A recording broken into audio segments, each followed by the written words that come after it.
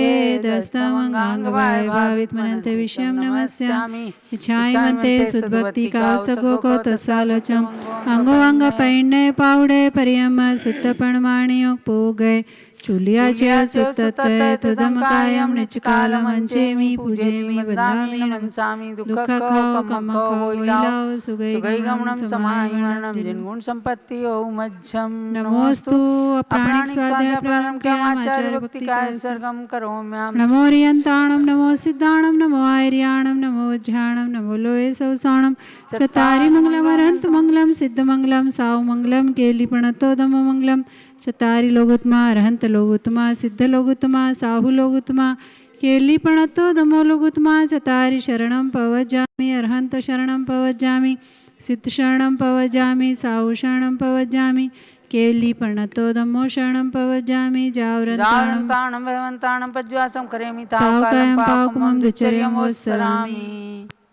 कायोत्सर्ग।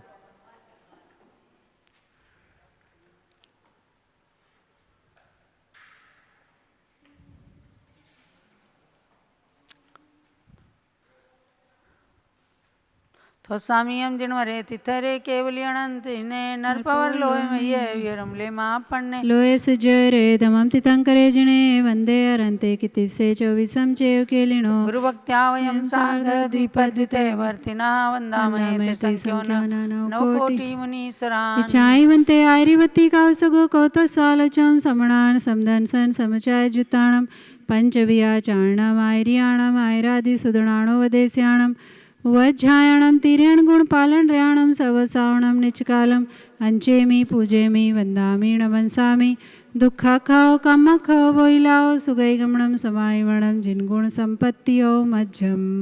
वंदामि माताजी वंदामि माताजी वंदामि माताजी। सरस्वती नमस्तुभ्यं वरदे कामरूपिणी विद्यारंभं करिष्यामि सिद्धिर्भवतु मे सदा। अनंतानंत तीर्थंकरों की जन्मभूमि शाश्वत तीर्थ अयोध्या से आप सब ये स्वाध्याय करने जा रहे हैं। आचार्य श्री नेमिचंद सिद्धांत चक्रवर्ती मुनिराज के द्वारा रचित गोमठ सार जीव कांड नाम की ग्रंथ का स्वाध्याय प्रारंभ हुआ है। ये 734 गाथाओं में रचित ग्रंथ है, किंतु पूज्य गणी ज्ञानमती माता जी के द्वारा केवल 173 गाथाओं का इसमें संकलन है, जो आप सब के लिए महान उपयोगी है और जीव तत्व की प्ररूपणा को कहने वाला है। तो अब आपको जानना ये है कि जितने भी अध्ययन की क्लासेस हो रही हैं, ये सब गणिनी ज्ञानमती यूट्यूब चैनल में आपको उपलब्ध हैं। आप सभी प्रवचनों को सुनकर और दोबारा से भी उसका ज्ञान प्राप्त कर सकते हैं। और जिन लोगों ने नहीं ज्वाइन किया हो क्लास, उनके लिए भी यूट्यूब चैनल में ध्यान रखेंगे, गणिनी ज्ञानमती यूट्यूब चैनल में ये प्रवचन उपलब्ध हैं। दूसरी बात, इस ग्रंथ का सूक्ष्मता से अध्ययन कीजिए और आपको शीघ्र ही हम सूचित करेंगे कि इसकी पहली परीक्षा कब होगी।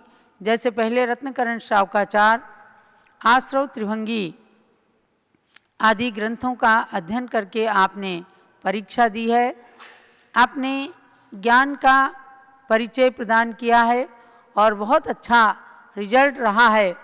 जब 1000-1200 लोगों ने परीक्षा दे करके और उत्तीर्णता प्राप्त की, उसके साथ पुरस्कार भी प्राप्त किए हैं।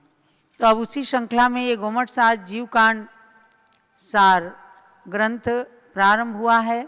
20 तारीख से प्रारंभ हुआ है, आज 24 नवंबर है। अब हम आ रहे हैं 5वीं गाथा पर। गोमठ सार के मंगलाचरण के साथ स्वाध्याय प्रारंभ करते हैं। सिद्धम शुद्धम पणमीय जिणिन्दवर्णेमि चन्दमकलङ्कं गुणरयणभूषणोदयं जीवस्य परोवणं वोच्छम्। जीव तत्व की प्ररूपणा को कहने की इच्छा व्यक्त करते हुए आचार्य देव ने भगवान नेमिनाथ के गुणों का वर्णन किया कि गुणरयण भूषण उदयम, जिनके अंदर गुण रत्न रूपी भूषण सदा ही उदय को प्राप्त रहते हैं, अर्थात जिनमें अनंत गुण विद्यमान हैं और उनके आगे से पीछे तक जहाँ से भी देखें तो गुणों के ही भंडार होते हैं, क्योंकि तीर्थंकर के समान इस धरती पर दूसरा कोई महान पुण्यशाली होता नहीं। वे तो गर्भ से ही मति शुद्ध और अवधिक ज्ञान के धारी होते हैं और दीक्षा लेते ही उनको मनापरिय ज्ञान हो जाता है। तपस्या के पश्चात केवल ज्ञान हो जाता है और घातिया अघातिया कर्मों को नष्ट करके सिद्ध परमात्मा बन जाते हैं। ऐसे सिद्धों की श्रेणी में 22वें तीर्थंकर भगवान नेमिनाथ को अपना लक्ष्य बना करके और स्वयं नेमिचंद सिद्धांत चक्रवर्ती अपने नाम को सार्थक करते हुए जीव तत्व की प्ररूपणा को बताते हैं कि जीव को हम 20 प्ररूपणाओं के माध्यम से कहेंगे। तो उसमें गुणस्थान, जीव समास, पर्याप्ति, प्राण, संज्ञा, 14 मार्गणाएं और उपयोग, इन 20 प्ररूपणाओं के माध्यम से कहा है। तो सबसे पहले इस अब 5वीं गाथा के अंदर गुण स्थानों के नाम बता रहे हैं। आपने चौथी गाथा में गुण स्थान का लक्षण जाना, जैसा कि नाम से ही परिलक्षित होता है। गुण स्थान माने गुणों के स्थान हैं जो, और जो अवगुण से गुणों की श्रेणी सोपानों को चढ़ाते हैं वह कहलाते हैं गुण स्थान, और वे गुण स्थान 14 होते हैं।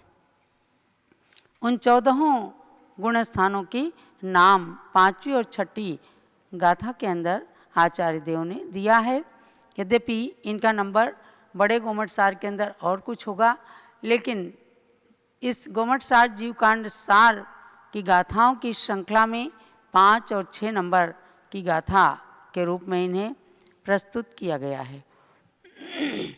मिच्छो सासण मिस्सो, मिच्छो सासण मिस्सो, अविरध सम्मोय देश विरदोया, अविरध सम्मोय देश विरदोया, विरदापमत्त इदरो, विरदापमत्त इदरो, अपूव अणियट्टिसु मोया, अपूवाणि अट्टिसु मोया।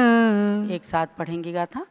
मिच्छो सासण मिस्सो, अविरध सम्मोय देश विरदोया, विरदापमत्त इदरो, अपूवाणि अट्टिसु मोया। मिथ्यात्वं शासनमिश्र अविरत सम्यक्त्वं च देशविरतश्च, विरताः पमत्त इतरः अपूर्वा अनिवृत्तिः सूक्ष्मश्च। इस गाथा में 10 गुण स्थानों के नाम दिए हैं, जिसमें पहला गुण स्थान है मिथ्यात्व। दूसरे गुण स्थान का जो शासन नाम दिया है, शासन माने साधन, और तीसरा है मिश्र गुण स्थान। चौथा अविरत सम्यक दृष्टि नाम का गुण स्थान। 5वां देश विरत। 6ठा प्रमत्त विरत। 7वां इतरा माने अप्रमत्त विरत, और 8वां है अपूर्व करण।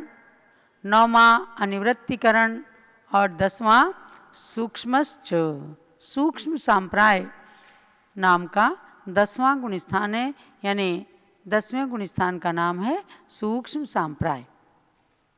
आगे अन्य और 4 गुण स्थानों के नाम दिए हैं, वसंत क्षीण मोहो वसंत क्षीण मोहो सजोग केवल जिणो अजोगिया सजोग केवल जिणो जोगिया 14 जीव समासा 14 जीव समासा कमेण सिद्धायणा दवा कमेण सिद्धायणा दवा। एक साथ पढ़िएगा था। वसंत क्षीण मोहो सजोग केवल जिणो जोगिया 14 जीव समासा कमेण सिद्धायणा दवा।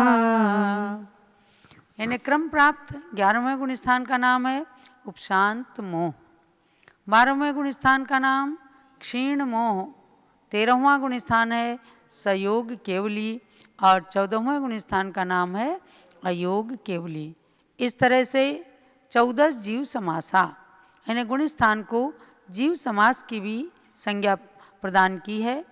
ये सठखंडागम की धौला टीका आदि ग्रंथों के आधार से इसको दिया है। वहाँ पर गुण स्थान को जीव समास नाम से भी कहा है।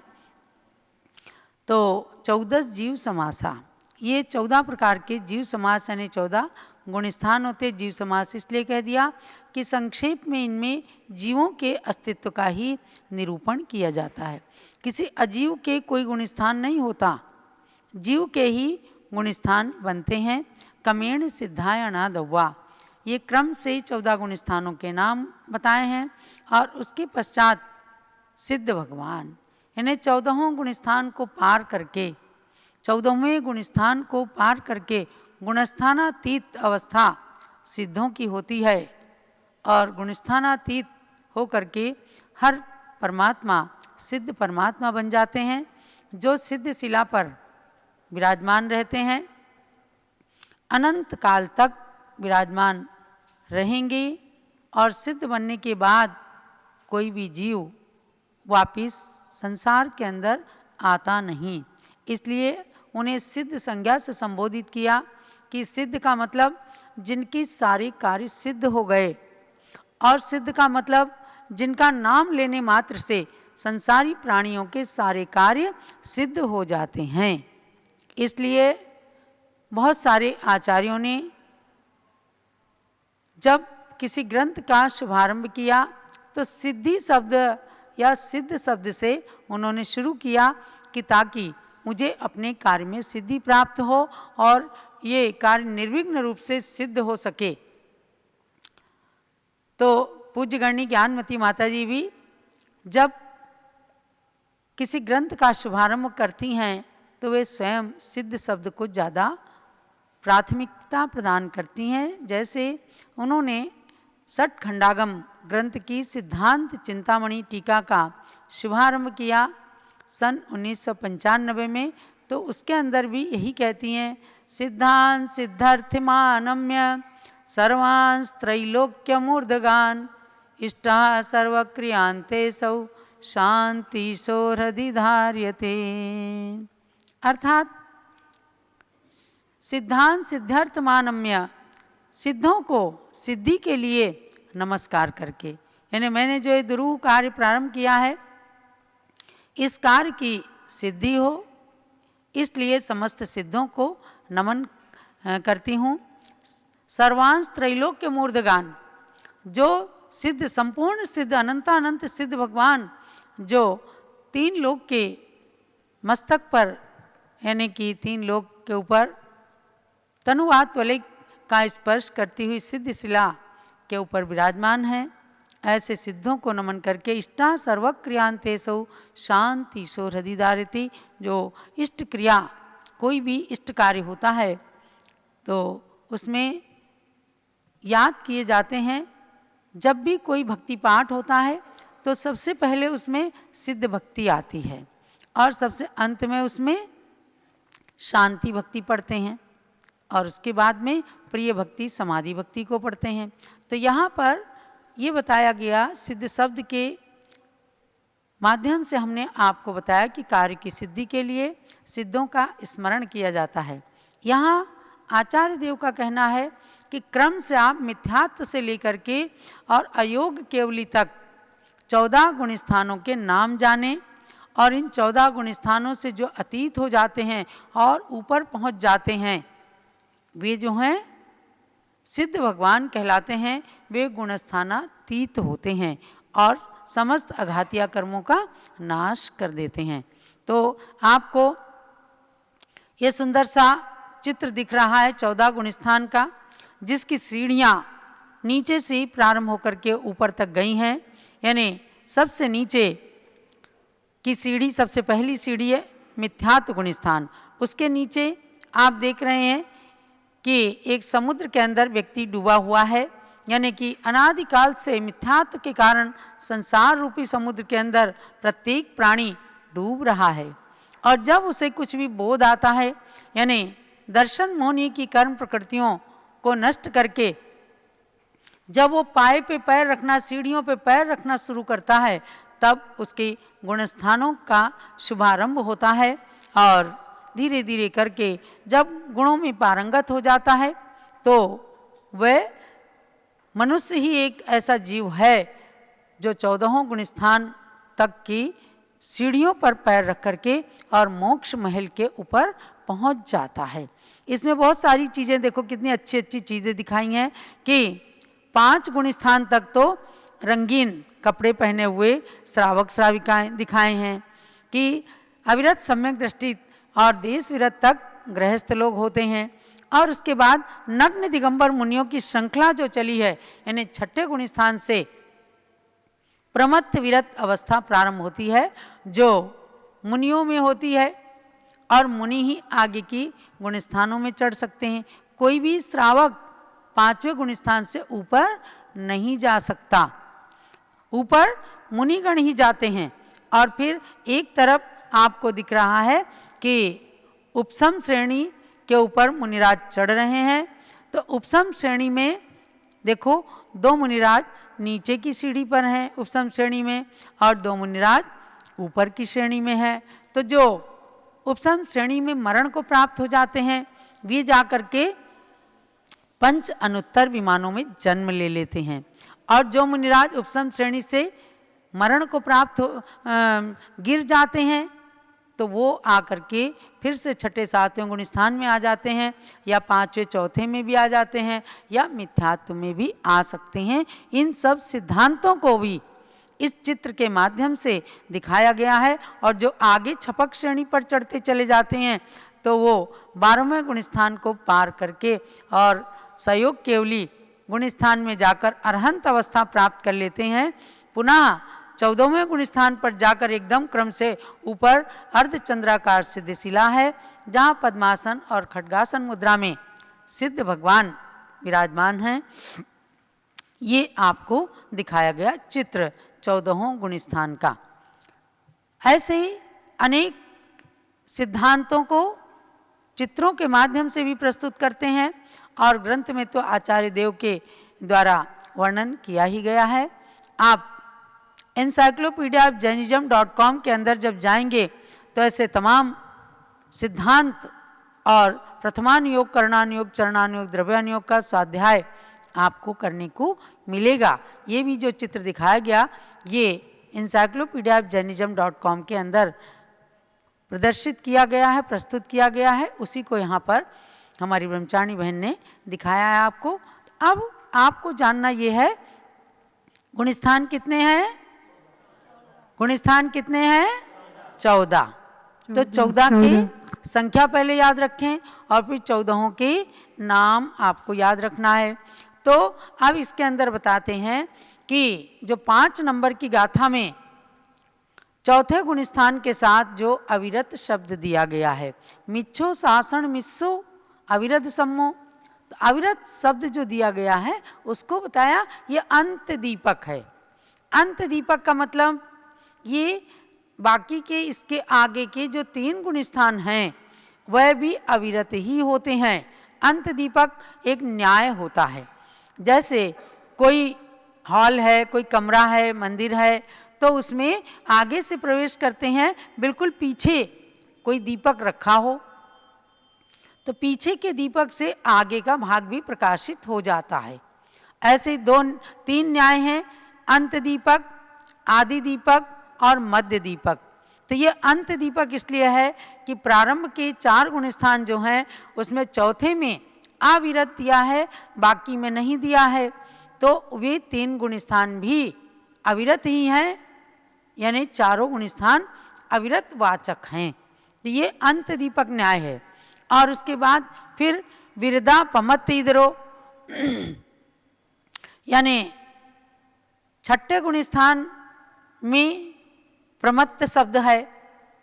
प्रमत्त गुण स्थान से जो विरत शब्द है उसके अंदर, तो उससे आगे जानना कि सारे के सारे आगे के गुण स्थानवर्ती विरत माने त्यागी ही रहते हैं, संसार शरीर भोगों से विरक्त ही रहते हैं। तो छठे गुण स्थान से मुनियों की श्रेणी शुरू होती है, जो संसार शरीर भोगों से विरक्त हो जाते हैं, विरत हो जाते हैं, त्यागी हो जाते हैं, उनके लिए विरत शब्द का प्रयोग किया। तो ये है आदि दीपक। आदि दीपक मतलब कमरे के अंदर घुसते ही सबसे शुरू में कोई दीपक रख दिया जाए तो उससे भी टिमटिम रोशनी के द्वारा पूरा कमरा प्रकाशित हो जाता है कि नहीं। तो ऐसे ही शुरू के नाम के साथ विरत शब्द लगाया, प्रमत्त विरत, अप्रमत्त विरत, तो उसके आगे पूरे 14 गुण स्थान तक विरत शब्द लगाना है कि जो ग्रह आरंभ परिग्रह आदि को त्याग करके और विरत हो जाते हैं, त्यागी हो जाते हैं, संयमी बन जाते हैं, उनके साथ विरत शब्द लग जाता है। तो ये आदि दीपक न्याय बताया है। इन सब चीज़ों को सिद्धांत ग्रंथों के द्वारा ही पता चलता है। इसलिए छठे गुण स्थान से लेकर संपूर्ण गुण स्थान विरत ही होते हैं और संपूर्ण गुण स्थानवर्ती त्यागी ही होते हैं, इस बात को जानना है। ऐसे ही छठे गुण स्थान में 11वें से लेकर 14वें गुण स्थान तक नाम बताया। पुनः सिद्धों को आगे की श्रेणी में लिया है। सिद्ध भगवान 5 परमेष्ठियों में सर्वोत्कृष्ट सबसे अधिक गुणवान होते हैं, लेकिन नमोकार महामंत्र में नमो अरिहंताणम, नमो सिद्धाणम, दूसरे श्रेणी में सिद्धों को लिया। इस पर काफ़ी चर्चाएं हुई, काफ़ी संगोष्ठियां हुई। यह अनादि निधन नमोकार महामंत्र है और इसकी टीकाओं में आचार्य वीरसेन स्वामी ने धवला के अंदर कहा कि अरहंत भगवान को इसलिए लिया है पहले कि अरहंत भगवान ही सिद्धों का स्वरूप बताने वाले हैं। जब सिद्ध बन जाते हैं तो वो केवल सिद्धिशिला पर अपनी आत्मा में रत हैं और न संसार में आते हैं, न किसी प्रकार की उनकी कोई दिव्य ध्वनि खिरती है और न वे अपने सुख के बारे में बता सकते हैं। अरहंत भगवान ही ऐसे हैं जो सारी चीज़ें संसार और मुक्त अवस्था की बताते हैं। तो इसलिए उपकार की दृष्टि से सर्वप्रथम अरहंत भगवान को रखा है नमो अरिहंताणम। कहीं कहीं लोगों ने और भी तरह की आशंकाएं की कि जैनी लोग वैभव को नमस्कार करते हैं, अरहंत भगवान के पास समोसरण का वैभव होता है, इंद्र आदि आते हैं, इसलिए पहले अरहंतों को नमन किया। ये कारण केवल एक कारण नहीं है, ये तो है कि 100 इंद्रों से वंदित हैं भगवान। सिद्ध बनने के बाद फिर उनकी वंदना के लिए आने वाले देवता इंद्र कभी दिखते नहीं, लेकिन अरहंत भगवान 100 इंद्रों से भी वंदित हैं, तीनों लोकों के द्वारा वंदनीय है और उसके साथ उनका जो परम उपकार संसारी प्राणियों पर रहता है कि वो अरहंत और सिद्ध अवस्था को प्राप्त करने की विधि बताते हैं। नीचे से लेकर सब साउणम आर्याणम उज्जाणम सबको बताते हैं कि किस प्रकार से आप संसार से मुक्त हो सकते हैं। तो संसारी और मुक्त इन दोनों जीवों के लक्षण को बताने वाले अरहंत भगवान ही हैं, इसलिए उनको नमोकार मंत्र में पहले पद में नमस्कार किया गया। इससे ये नहीं समझना है कि अरहंत भगवान सिद्ध से बड़े हैं। सिद्ध भगवान चूँकि 8 कर्मों से रहित हो जाते हैं इसलिए वे ही बड़े होते हैं। तो इस सूत्र में जो कमेण शब्द है उसका मतलब क्रमेण, अर्थात उससे ये सूचित होता है कि जीव के सामान्यतया दो भेद होते हैं, संसारी और मुक्त जीव। मुक्त अवस्था संसार पूर्वक की होती है। कोई सदा शिव नहीं है। जो संसार में आए हैं वही मुक्त होंगे, वही सिद्ध होंगे। तो संसारी और मुक्त ये दो अवस्थाएं हुआ करती हैं। संसारियों के गुण स्थानों की अपेक्षा से 14 भेद हैं। यानी जब तक संसारी जीव है तभी तक 13वां 14वां गुण स्थान भी बनता है। इसलिए केवल ज्ञानी भगवान को ईशत संसारी कहा, ईशत मुक्त कहा कि वो आधे मुक्त हो गए और आधे अभी संसारी हैं, चूँकि संसार में रह करके हमें दिव्य ध्वनि का पान करा रहे हैं। तो इन गाथाओं के अंदर बहुत सार छिपा हुआ है। उस पूरे सार को आपको जितना संभव हो सकेगा हम बताएंगे कि ईश्वर को पुनरुत्थान नहीं माना गया है। जैन धर्म के अनुसार जो सिद्ध हो गए वे हमेशा के लिए अनंत काल तक के लिए सिद्ध हो गए। इस प्रकार से 14 गुण स्थानों का इन 5वीं और 6ठी गाथाओं में हमने आपको 14 गुण स्थानों के नाम बताए हैं। आगे क्रम से एक एक गुण स्थान के लक्षण को आप जानते रहिएगा और इसी प्रकार स्वाध्याय करके अपने ज्ञान को वृद्धिंगत करें। यही आज के स्वाध्याय का सार है। नमोस्तु अप्राणिक स्वाध्याय निष्ठापन क्रियां श्रुतभक्ति काय उत्सर्गम करोम्याम। नमो अर्यंताणं नमो सिद्धाणं नमो आर्याणं नमो वज्रायाणं नमो लोये सवसां। चत्तारि मंगलम अर्यंत मंगलम सिद्ध मंगलम साहु मंगलम केवली प्रणतो धम्मो मंगलम। चत्तारि लोकोत्तमा अर्यंत लोकोत्तमा सिद्ध लोकोत्तमा साहु लोकोत्तमा केवली प्रणतो धम्मो लोकोत्तमा। चत्तारि शरणं पवज्जामि अरहंत शरणं पवज्जामि सिद्ध शरणं पवज्जामि साहु शरणं पवज्जामि केवली प्रणतो धम्मो शरणं पवज्जामि। जावरन्ताणं भयन्ताणं पज्वासं करेमि ताव कालं पावकमं दुच्चर्यमोत्सरामि। कायोत्सर्ग।